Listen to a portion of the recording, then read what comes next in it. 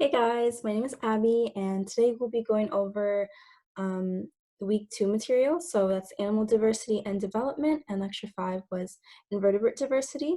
Um, I'll be going over some of the major concepts we went over for animal diversity and development, but for the last lecture, which was invertebrate diversity, it's a little tough to go over all the details again through like phylogeny and everything, because then this would be another 2-hour video. So for that, I'm just going to kind of give an example of how I would structure things to organize the material a little better, because it is a lot, but it can be manageable if you kind of organize it well. So I'll give an example of that, and hopefully you can apply it to other parts of the clades and the phylogenetic tree. Okay, so beginning with what an outgroup is, or a sister group, it's essentially a group of organisms that's distantly related to, but not quite a part of the group that you want to investigate.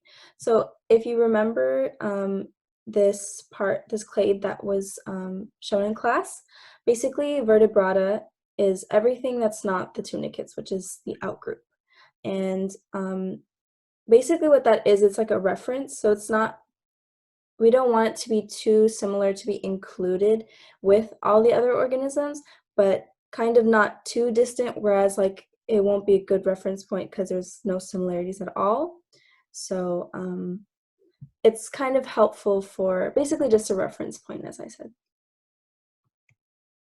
Okay, so next we went over a hypothesis that the common ancestor of animals was similar to clinoflagellates.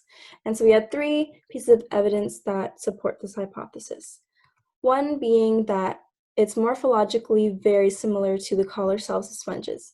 So if we can see over here, the clinoflagellate is indeed almost looks exactly the same as a sponge cell. So for the second piece of support, they're very similar cell types found in animals, but nothing even close in non-animal eukaryotes. So like fungi and stuff, you don't find very similar cell types to this. And 3, pretty much genetic evidence with the phylogenetic analysis of DNA sequences, which is kind of hard to argue with. Okay, so next, we had the brief history of life. So beginning with the Paleozoic era, going up to the Mesozoic era and the Cenozoic era. So in the Paleozoic era, we had the Cambrian explosion, which led to the first terrestrial animals to appear. Next, we had the Mesozoic era. This is where dinosaurs dominated and terrestrial animals diversified greatly. And the first mammals appeared as well. And they were tiny, they were nocturnal, kind of different from the mammals that we know today. And then we had, at the end of the Mesozoic era, a mass extinction that led to the Cenozoic era. So no more dinosaurs, sadly, but this did allow for a great diversification of mammals, and they became the sort of dominant terrestrial ecosystem. Okay, so next we went over animal body plans. We had 2, bilateral symmetry and radial symmetry, and pretty much it's intuitive. It's basically what the name says. If you split a bilateral organism in half, it's kind of the same on both sides, has 1 plane of symmetry. And for radial symmetry, it kind of looks the same in many angles because it has many planes of symmetry. So some characteristics of an organism with bilateral symmetry is that it has coordinated movement, they're very diverse, and they're usually very active. And for radial symmetry, they're usually sessile, but they can be planktonic, which means they have a little motility, and they're usually aquatic. And they can also have no symmetry, as we see in porifera, or sponges.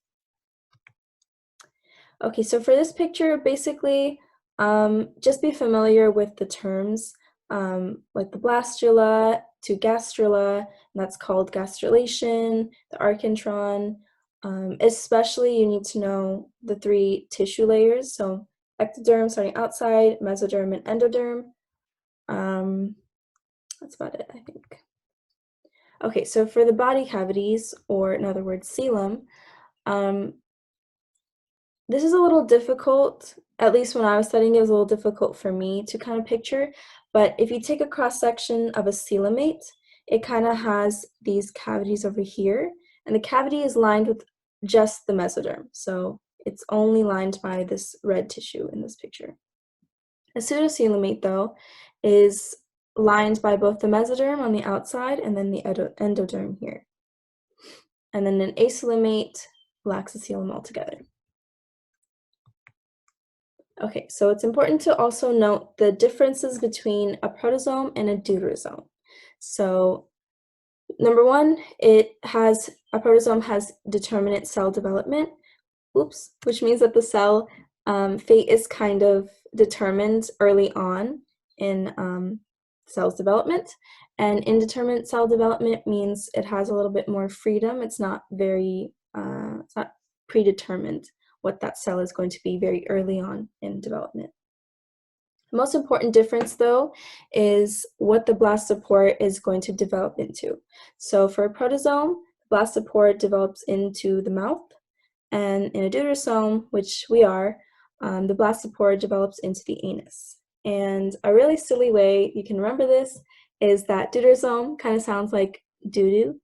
So, no, doo-doo, blastopore develops in the anus. Do what you will with that information. All right, next. So this is a really clever way that I thought Dr. Campbell kind of organized the information because the clade can be a little difficult to view sometimes. So it's like another visualization of the phylogenetic tree, essentially. So we start off with a metazoa, which is all animals. And then we go into eumetazoa, which basically is everything with true tissues. So periphery is left out of that one. And then we have, inside eumetazoa, we have bilateria. So anything with bilateral symmetry. And cnidaria is left out of that one. And so, and then in bilateria, we have 3 subsections of that.